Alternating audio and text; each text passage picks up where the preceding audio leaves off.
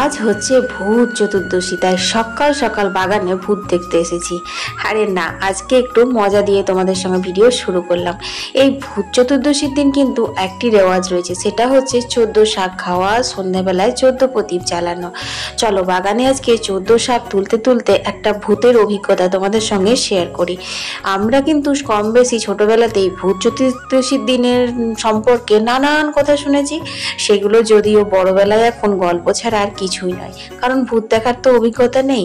তবে হ্যাঁ, আমার একবার ভূত দেখার অভিজ্ঞতা হয়েছে। চলো আজকে 14 শাক তুলতে তুলতে রান্না বান্না করতে করতে তোমাদের সঙ্গে সেইটাই শেয়ার করে দিই।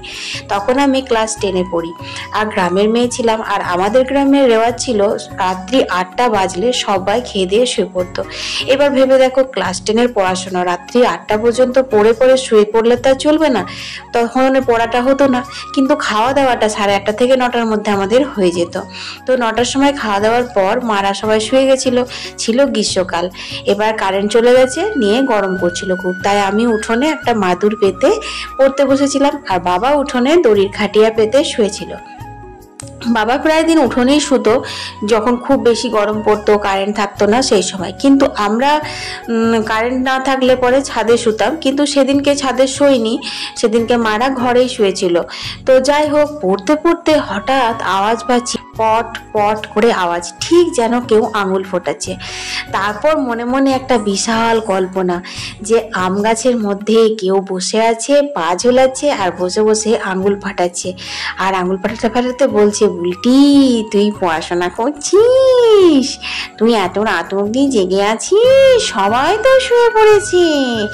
যেন মনে হচ্ছে আমি নিজের কানে এগুলো শুনছি। আসলে সেগুলো তখন আমার নিজের কানে শোনা ছিল, কিন্তু এখন তো জাস্ট বুঝতে পারি ওটা আমার কল্পনা ছিল। হঠাৎ করে আমি জোর গলায় চিৎকার করেছি, মা, বাবা, কেউ যেন আঙুল ফাটাচ্ছে আম গাছে বসে বসে, আমাকে কি কি সব বলছে। বাবা তো ধত্তমত্ত উঠেছে খাটিয়া থেকে, বাবা তো সামনেই শুয়েছিল, তারপরেও এত জোর ভয় পেয়ে গেছিলাম। মাও এদিকে দৌড়ে বেরিয়ে এসেছে। আর আমার বাবা রাত জেগে পড়াটা একদম পছন্দই করতো না।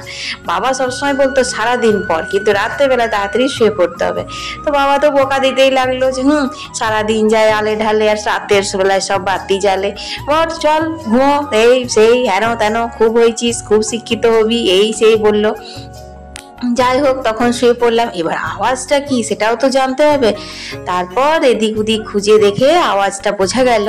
তোমরা তো আমার বাবার বাড়ির ব্লগগুলোতে দেখেছো, আমাদের উঠোনে কিন্তু প্রচুর গাছপালা রয়েছে, তার মধ্যে আম গাছ। এবার গ্রীষ্মকালে তখন সেই সময়তে আমের মুকুল হয়েছিল, আর সেই আমের মুকুলগুলো টুপ টুপ টুপ করে আম পাতার উপর ঝরে ঝরে পড়ছিল। তাছাড়া আমতলাতে তো অনেক পাতা টাতা পড়েই থাকে, সেগুলোর ওপর পড়ছিল, বুঝলে?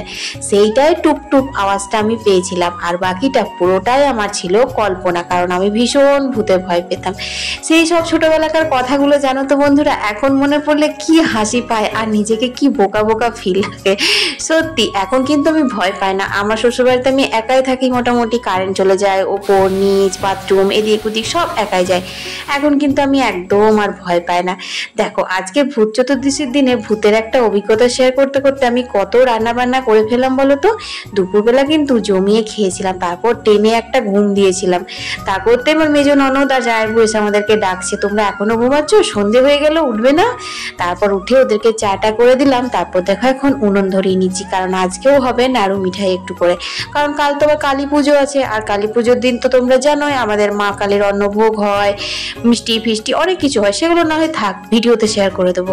তারপর সন্ধে টন্ধে দিলাম। 14 প্রদীপ দেওয়ার রেওয়াজটা যদিও আমার শ্বশুরবাড়িতে নেই, তবুও তুলসী মন্দিরে, তারপর কালী মন্দিরে, দুর্গা মন্দিরে প্রদীপ আমি দিয়ে এসেছি। এখানে মা ছেলে মিলে বসেছে নাড়ু করতে, আর আমি ভাবলাম তোমাদের সঙ্গে একটু শেয়ার করি আমাদের বাইরেটা।